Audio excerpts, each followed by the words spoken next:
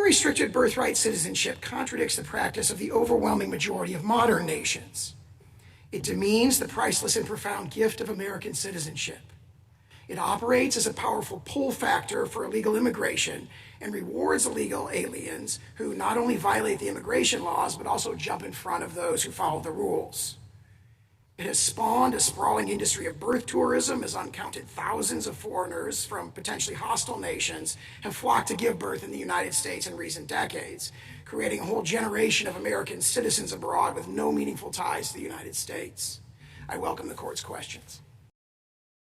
We're in a new world now, as Justice Alito pointed out to, where 8 billion people are one plane ride away from having a child who's a U.S. citizen. Well, it's a new world. It's the same Constitution.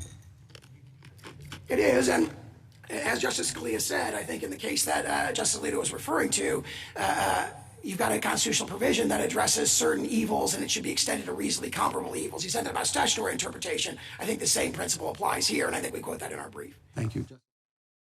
It's certainly not what we think of when we think of the word jurisdiction, and I appreciate that jurisdiction has many meanings, but you know, the first meaning is like, if you're subject to jurisdiction, you're subject to the authority of.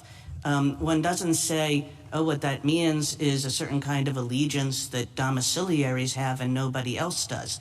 So the text of the clause, I think, does not support you. I think you're sort of looking for some more technical, esoteric meaning.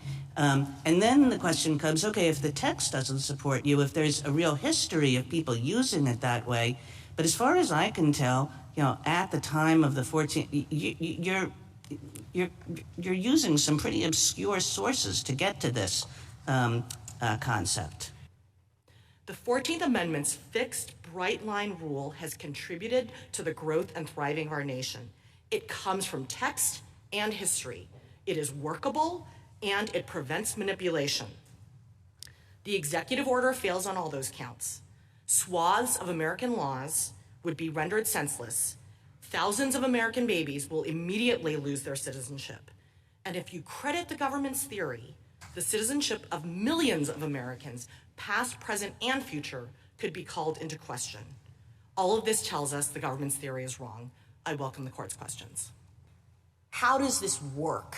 Are you suggesting that when a baby is born, people have to have documents, present documents? Is this happening in the delivery room? How are we determining when or whether a newborn child is a citizen of the United States under your rule? And I think that's directly addressed in the SSA guidance that's cited in our brief. What SSA says is there's currently a system where, for example, social security numbers are generated based on the birth certificate.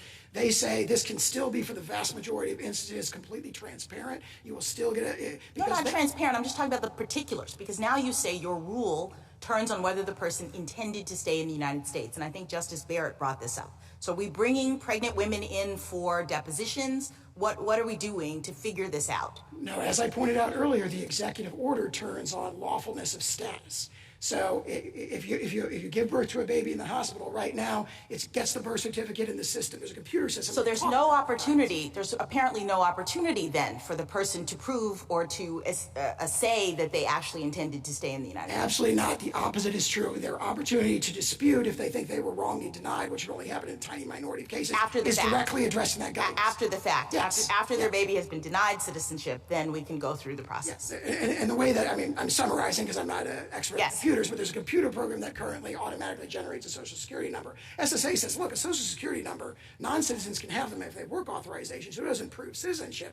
We'll give you a social security number, provided that the system automatically checks the immigration status of the parents, which there are robust databases for, and then it appears no different to the vast majority of birthing parents. Thank you. Thank you, counsel.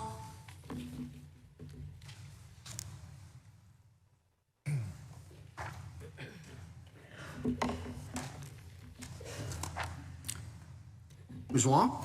Mr. Chief Justice, and may it please the court, ask any American what our citizenship rule is, and they'll tell you. Everyone born here is a citizen alike. That rule was enshrined in the 14th Amendment to put it out of the reach of any government official to destroy. For more such videos, subscribe to the NewsX YouTube channel, hit the bell icon.